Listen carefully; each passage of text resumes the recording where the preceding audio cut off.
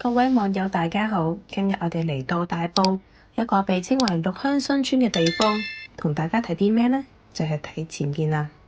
大家睇下呢張相，左右兩邊分別有兩棟住宅，下面嗰層就係地鋪啦。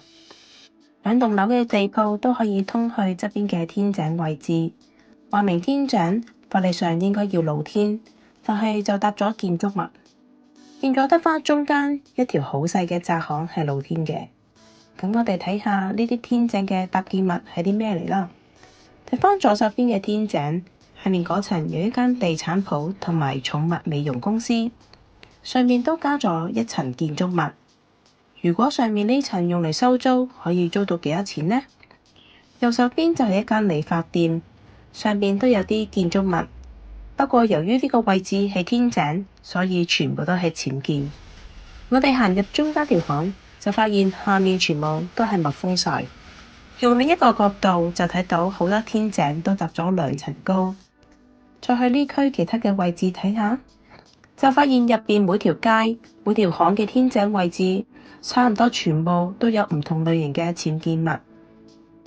入邊嘅鋪頭可以話賣乜都有。例如呢層搭咗2層高，下面連單車鋪都有啊！你問政府知唔知呢一區多僭建呢？政府一定知啦。屋宇署亦都多次發出清拆令，只係冇乜人理啫。全港有好多唔同嘅地區都有唔同嘅人僭建鋪位嚟做生意，咁同我哋有咩關係呢？冇㗎。其實如果商人係一個正規嘅鋪頭嚟做生意，佢哋一般賺到嘅錢會有一部分用嚟交稅，成為政府嘅收入一部分。咁佢哋依家唔租正規嘅鋪位，搞到依家咁多吉鋪，走嚟租一啲僭建出嚟嘅鋪位，咁佢哋當然唔會交稅啦。但係呢一區咁多僭建出嚟嘅鋪位，政府又少收咗幾多稅呢？如果全港嚟睇，條稅又點計啊？難話而家千億財赤啦。我哋嘅頻道係實地拍攝，鍾意睇嘅就訂閱我哋嘅頻道啦。